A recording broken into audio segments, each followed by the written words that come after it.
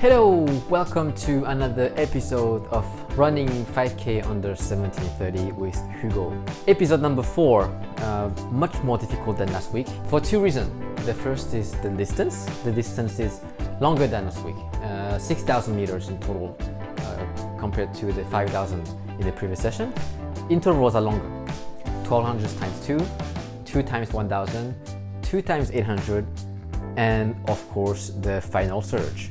The main weakness of last week was his consistency. As the workout went through, his speed significantly slowed down, so we had to address that for this week. And so the target splits are the same, 330 minutes per kilometer pace, and also, as usual, he has to keep some energy in order to run the last 400 meters fast. Last week, he ran the 400 in 64 seconds. I'll see you after this session for a post-workout analysis and things to do going forward.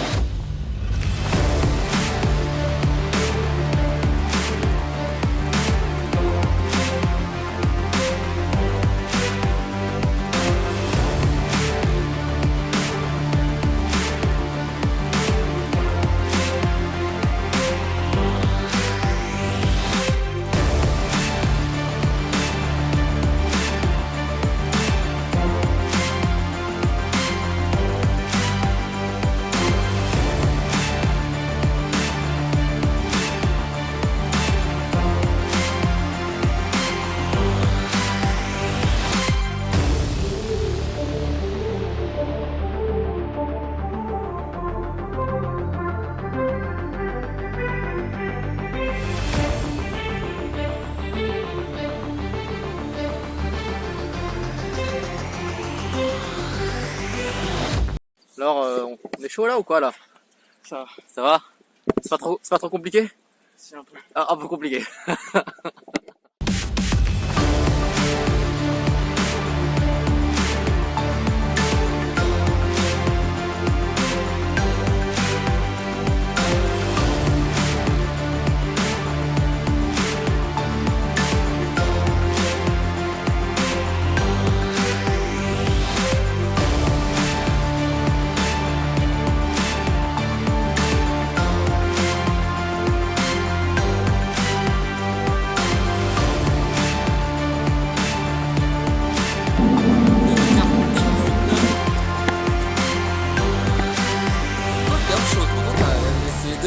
Bon Hugo, on est chaud?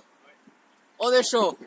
Allez, 3, 2, 1, go!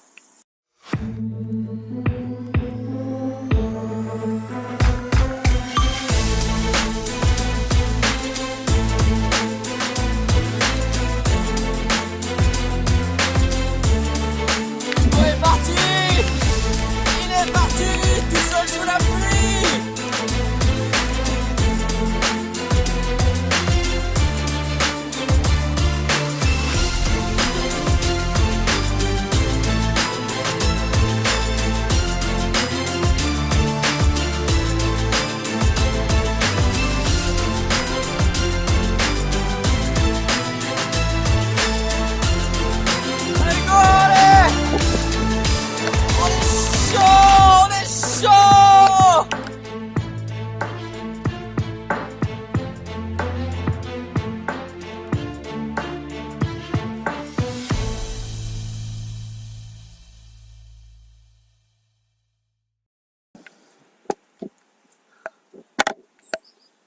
C'est quand même bien, c'est quand même bien.